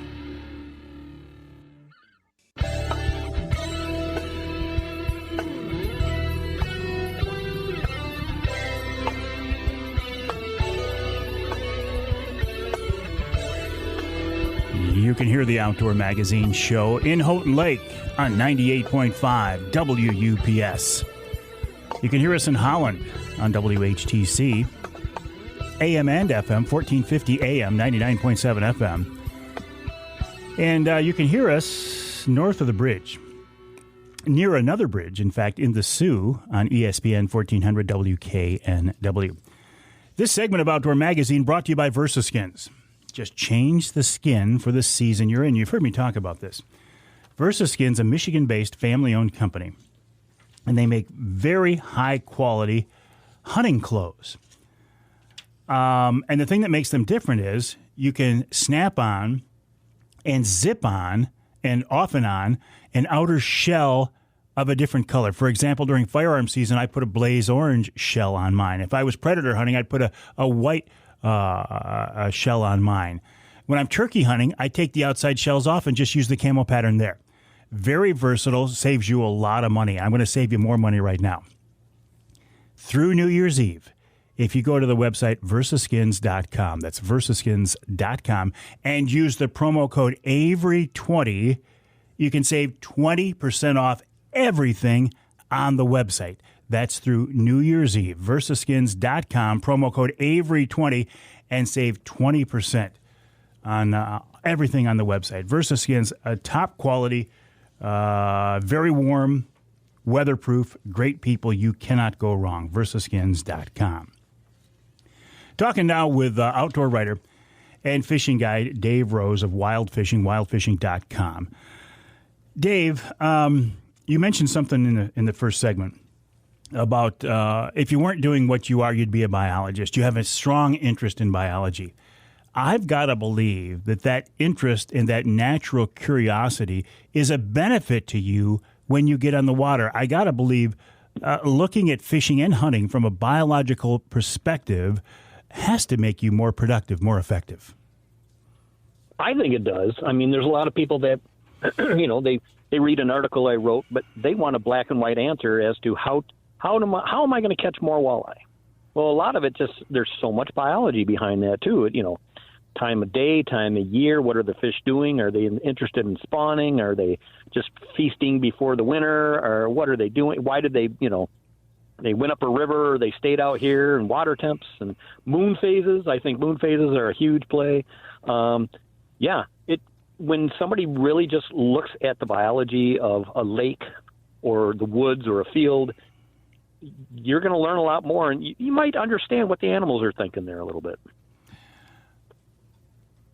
I am guilty of not doing that. I'm one of those guys who kind of goes out and I don't get involved in the science and the biology of what I'm seeing. And I think that affects my hunting and fishing sometimes. That's why I have a lot of respect for people like you who can dissect a situation, a day on the ice, a morning on the water, because there's a lot of different factors working that could be working for you or against you. Oh yeah, there's a lot of factors. I mean, whether you're hunting or fishing, the weather, and like I said, the moon phase, this, that, and everything else. And there's sometimes you just scratch your head and go, I don't know. What's Mother Nature up to on that one? Even you do that? That makes me feel better. No, I'll tell you what. There's been a couple of guide trips I've had in the past where, I'm sitting there going, why am I taking these people? We're going to have the weather's not right, the that. Oh, I feel bad. I'm going to take their money. We end up catching the most fish we've ever caught, on a trip together, or the other way around. Oh man, God, the stars are aligned. Here we go. This is going to be great. And then, you catch one little tiny fish. It doesn't always make sense. Well, yeah. You talked about writing these different articles. It used to be years ago that a lot of the articles I used to read, they weren't online at that point. They were in magazines. Remember magazines, right, Dave, where you pick them up and you open them up and there's paper there? And they were, me and Joe went out and did this, or I went out and did this. These days, I feel like the focus has shifted. It's more how to or where to or when to. Is it a different philosophy these days? It does seem to be that way. There are very few magazines where, like you say, me and Joe did this, and we had a great day, and you try and get the reader like they're there with you, that kind of thing. But yeah, so many of the magazines, again, like you say, how to, where to. And I'm not a real big fan of where to myself, because there's a lot of where tos, and you can overdo a where to. You can talk about a specific body of water, for an example, too many times, and next thing you know, there's a lot of anglers on there. And it's not like, I want the fish to myself. I don't want these boats out here. But, lakes can be overfished. And we were just talking about, creel limits and, steelhead limits and all that kind of stuff. And, I mean, there's a lot of biology that can happen behind all that stuff. Well, and from that perspective, yeah, I can see how the how-tos make a lot more sense, because you can take a how-to concept and apply it to any where-to. Oh, yeah. Yep, exactly. It doesn't matter your where-to, but the how-tos. And, I do a lot of I write a lot of articles about other people, how they fish. Maybe it's a bass pro or a walleye pro or something like that, and a specific technique that they do to catch more fish. So again, it's a how-to, but it's in the eyes of someone else. Or even talking to biologists and stuff like that and say, hey, this is why the salmon are doing this, or the numbers seem to be down over here from this, or why was walleye recruitment so good these last couple of years, with the young and stuff. So again, and even the biology stuff is kind of a how-to, because you're given an explanation. Because of your position as an outdoor writer, as an outdoor communicator, you have access to a lot of these top-level experts. Is there a need? Is there a niche for outdoor writers these days, or is that something where guys like you are going to be the last generation we see? That's a tough one, because, I say unfortunately, because I've really gotten to enjoy the outdoor writing part of it and whatnot, but the world of the internet and social media. I mean, folks are going out there and doing their own. I mean, everybody's got a video camera on their cell phone now that takes pretty darn good video and sounds good. And they can do literally a 30-second blip about something that maybe I would have wrote about for a magazine. But now they just got it right there online, and you can go to social media or YouTube or whatever and click. There it is. Yeah. It's all done. Yeah, that's a very, very good point. You also mentioned something about you wouldn't mind getting out doing some squirrel hunting. Now, it used to be squirrel season ended at the end of the year. That's not the case anymore, is it? No. Gosh, does it go into March or something like that? I think it does. No, I think it does go into March, yeah. Yeah, and I love it. It's not necessarily I love eating squirrels. I do like eating squirrels.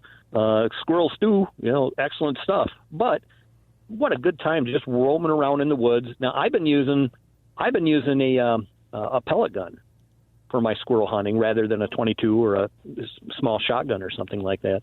It's just been fun being out there with that pellet gun. Tell me more about that. A 177, a 22, what? So I've got a 177 Gammo. Kind of automatically loads pellets for you. You break it, and you can do up to 10 shots without having to stick one pellet in at a time. 1,200 feet a second. They're powerful. I mean, these are weapons. These aren't your usual little BB guns that you could shoot your eye out. You could actually you actually could shoot an eye out with them.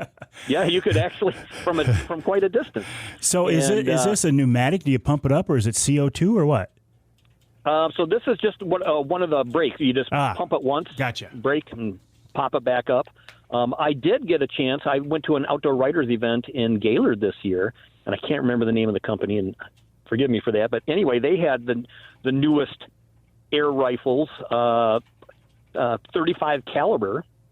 They're filling the CO2 via literally via scuba tanks. I mean, they need like 4,000 psi. They can shoot up to like 80 pellets or bullets, I guess you call them, but pellets. And literally, they hunt water buffalo with these. I was just going to say, I've seen video of people with these big game air guns taking down dangerous game in Africa. Wow. Yeah, and they sound just like a BB gun. Tink. Really? I mean, you expect it to go boom or even pow or It sounds just like you're shooting a Daisy BB gun. From a safety perspective, because so many shooters, myself included, have some hearing loss because of, not taking care of ourselves when we were younger like we should. Man, if you didn't have to worry about sound suppression, that would be a big benefit. Yep. Oh, huge benefit.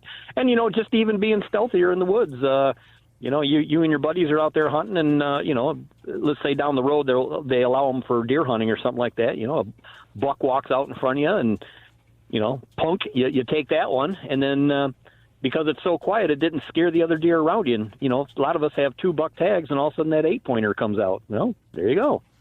So what's your plan of attack on basically wintertime squirrel hunting? Are you sit down and wait for the woods to quiet down? Are you stalking stealthily through the woods or what?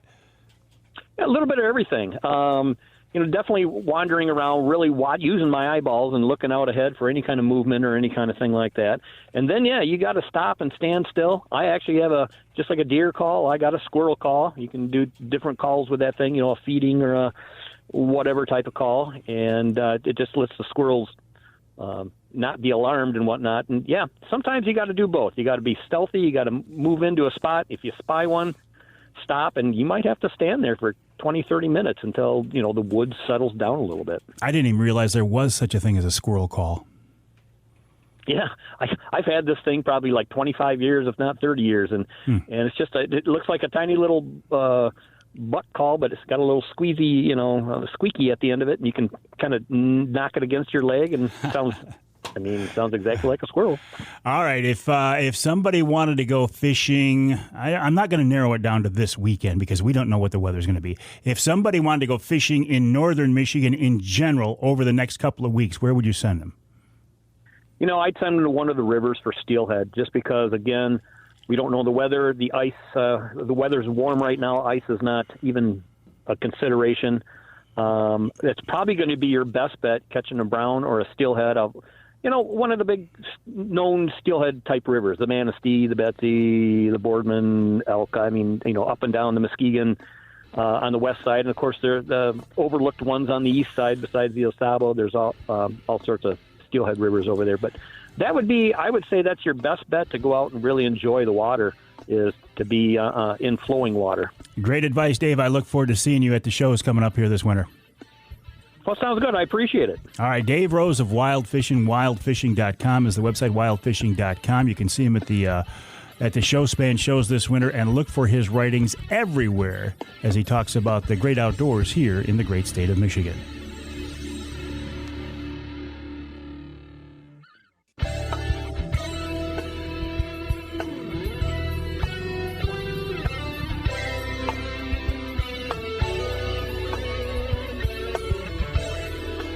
You can hear the Outdoor Magazine show in Ludington on News 97.98, 98.7 WLDN.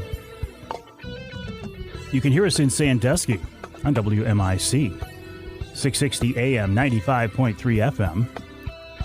And you can hear us in Saginaw on WSGW, AM and FM, 790 AM, 100.5 FM. I'm actually here in the studios of WSGW right now. But for this 3 hours every week, we call this part of the building the Outdoor Magazine studio. And I have a logo behind me to prove it and to verify and to justify it. In here, as I was saying with Pat Johnston, Pat doing a wonderful job as always. Appreciate your help. Couldn't do it without you guys. This segment of Outdoor Magazine is brought to you by Reader Landscaping. Reader can take care of your lawn and property because it's your nature and our nurture. Let them create an outdoor getaway in your backyard, as they have for me. And you know what? It seems crazy, but this is actually the time to start planning, to start thinking about what you're going to do for next spring's project. But in the meantime, you might have some snow removal to be done, and the folks at Reader can take care of that as well. Check them out online at readerlandscaping.com. That's readerlandscaping.com. Oh, let's see what's on my list here. Because of the screwy weather and because of a very busy schedule, I actually have not been out hunting or fishing since we last talked. And it breaks my heart. Breaks my heart. And there were a couple of very nice, quite calm days where I could have jumped out in the big water. Now, my angler quest is gone. It's in storage. But I could have gone out with somebody else. Didn't. Wasn't able to take advantage of it. Still have hopes to get out between the holidays and tried to shoot a doe with my Darton crossbow. I love my Darton crossbow. Did you see, speaking of crossbows, a 10-point, which I think, are they an Ohio company? I don't know for sure. They're not Michigan-based. They came out with a new crossbow called the Nitro 505. 505 feet per second. Although I've actually seen video of them shooting like 514 feet per second. So the magic 500 foot per second barrier has been broken by a crossbow company. Wow. Now, how much is that worth to you? The low-end Nitro 505 will cost you $3,000. If you get their high-end with the Garmin rangefinder scope on it, that'll cost you almost $5,000. So 500 feet per second for $5,000. I think it's wonderful that they continue to push the envelope with these crossbows. I'm not one of those anti-technology guys at all. It's like, you know what? If you're not going to shoot a recurve or if you're not going to shoot a longbow, you might as well jump all in with both feet, right? Either do one or the other. Either embrace the traditional, basic, simple side or accept and embrace all the technology that the archery companies are going to throw at us. The price is kind of hard to, I don't want to say justify, because that's an individual choice. If God has blessed you with a bunch of money and you want to spend it on a crossbow, that is your right. I don't know if it's a right, but that's do it. Have fun with it. Personally, I'm not going to buy one. I'm going to stick with my Darton. I do want to get my hands on one of these to see them and maybe shoot them. And what I'll do is I'll wait till they get into the store at Jay's, and I'll go in there and check it out. Speaking of Jay's, there is what I think is a very cool 50th anniversary video now posted online. This is a video of a podcast that I did with the folks from Jay's several weeks ago. I went up to Jay's in Clare, or down to Clare, depending on where you're listening. And we sat in a conference room with Arlene Yost, who was married to Jay, and with Jeff and JJ Poet, Jay's sons, Jay of Jay's Sporting Goods. And they told the story of how Jay's got started. And this was primarily for an audio podcast. Well, Matt Poet, Jay's grandson, had a great idea. He said, why don't we document this on video as well? So I set up a camera. I set up my phone. Matt set up his camera. And so we got this from several different angles. And I took that audio and that video along with some old pictures that Matt gave me, including stills of Jay and the old blue building and the garage where this all started. And I edited them all together. And I think it tells a wonderful story. I would encourage you to look for that online. You can find it at Jay's YouTube channel, on Jay's YouTube channel. You can find it on Jay's Facebook page, and I posted it on my Facebook page as well. While you're out there online, head on over to Versaskins.com. Versaskins.com. Use their promo code Avery20 to save 20% on everything on the website through New Year's Eve. Speaking of New Year's Eve, you have until New Year's Eve at 11:59:59 to apply for the Pure Michigan Hunt. That'll be $5 for each application. You can apply as many times as you like. 3 winners will be drawn in early January. You'll have the chance to win a bull elk tag, an any season bear tag. Those are the 2 I'd be interested in. Some waterfowl hunts, managed hunts that I would give away. And like $4,000 worth of gear. So it's definitely worth your while. And finally, before we wrap it up with Wild Game Chef Extraordinaire Dave Minar, for many of you listening on broadcast stations, this will be the last time that you and I get to talk before Christmas. So I want to wish you a Merry Christmas. And I also want to ask you that please keep in mind that Christmas is more than Santa Claus and Rudolph and presents. Christmas is a time to celebrate something bigger. It's a time to celebrate the birth of a Savior who came to save mankind. And man, in today's world, can't we all use some saving? I know I can. We'll take a break here in the Outdoor Magazine Show. When we come back, Wild Game Chef Extraordinaire Dave Minar, right here on Outdoor Magazine.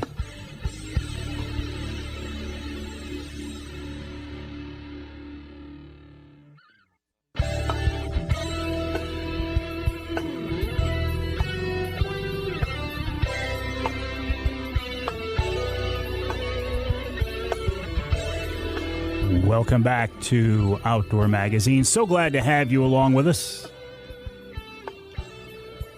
Also, so glad to be able to wrap up each week's show with wild game chef extraordinaire Dave Minar. You know, the harvest is not the reason to be out there.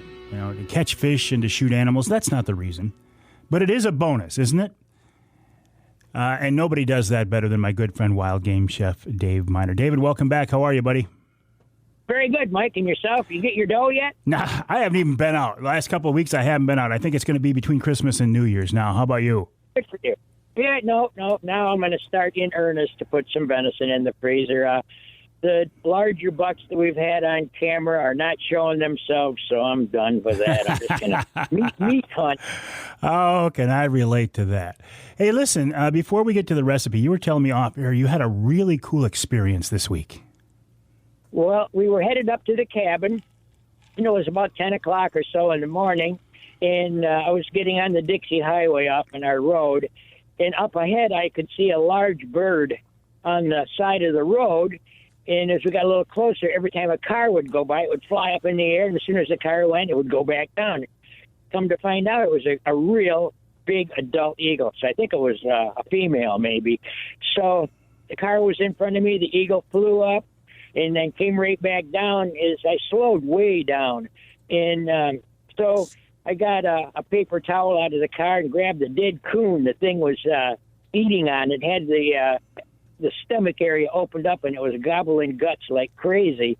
And so I pulled it off of the road. As I was, pulling it, over, the eagle was like right above my head, like maybe 10 feet up. You know how they make their noise? And so it was squawking at me like I was going to get his meal. I'm glad it didn't jump on me, And so I pulled it off, and immediately the thing swooped right down and started gobbling more guts. It had the belly opened right up. It was... I just in awe. The camera, my phone was in the car. It was nuts. It would have been a great video. It's amazing to me where we see eagles these days. And when you and I grew up, Dave, you didn't see an eagle. Now they're so common. When we're going down the road with my grandkids in the back seat, I point out an eagle's nest or an eagle in the air, and I'm about ready to pull over and just enjoy it. And it's nothing to them because they see eagles all the time these days. But that's wonderful. It's just so cool, I mean, the bird was like maybe 10 feet above me. I've never been that close to an eagle other than maybe at a zoo or something. And it was a wild bird. And I thought maybe this thing is going to swoop down and nail me because I was getting it. Well, then you'd have a real story to tell.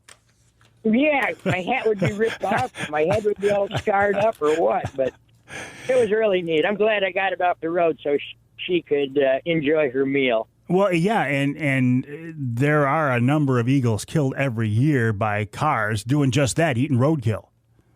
Right. I've heard that, and you see it on on Facebook and stuff like that about the eagles, how they get hurt and then they have to go to a rehab center. Owls too. Yeah. Hey, listen, we don't have time for a recipe, but I want to bring something up here. My church, Trinity Monitor Lutheran Church, near Bay City. After taking a year off because of COVID, we have plans to have our annual wild game dinner once again. This is going to be at Bay Valley Resort just off I-75 and 84. We don't have tickets for sale yet, but you, my friend, are going to cater that event for us again, aren't you? I look so much forward to your meal. It is just the highlight of the year. What we do food-wise and what you do with raffling and all of the other stuff, it's just one of the most top-notch events ever that I've ever done with. I've done a lot of whitetails and Trout Unlimited and Rough Grouse Society, but you guys go full bore, I'm telling you. Yeah, and we're real excited to get this thing back on track, too. There's always the concern, and I've talked to a lot of people this year who took in the last couple of months, who had to take a year off because of COVID, and they start something back up again, and there's a little bit of hesitation, a little bit of trepidation. Boy, how will it go after taking a year off? So we're in that same ballpark, but I think there's so much demand, I think it's going to be another big success. You know what? I think so, because people are, a little tired of the COVID restrictions, and everybody I know is been vaccinated. So I think it's going to go good for you, Michael. Yeah, I think it is. And if people can't make our dinner, Oscar and Joey's is open with limited hours, but you're back open, right? Right. Thursday through Sunday, we're open in the evening. Still no help. Everybody is so dead at the end of Sunday night. It can hurt. People can hardly drag themselves around. It's just been so busy too. With shoppers and like that. Yeah. Well, hang in there, my friend, and I appreciate you joining me here on the show. Good luck if you can make it out, Mike. Merry Christmas to everybody. And Merry Christmas to you, Remember my friend. what the season is about. You are reading my mind, and I was just talking about that. Wild game chef extraordinaire Dave Minar, and a good guy, and you can tell why when he gives us that reminder. Christmas is more than Santa. Christmas is more than Rudolph. Christmas is more than presents. Well, because we got the ultimate present at Christmas, didn't we? We got the gift of a Savior. And I used to say, well, if that offends you, I'm sorry. I'm not sorry.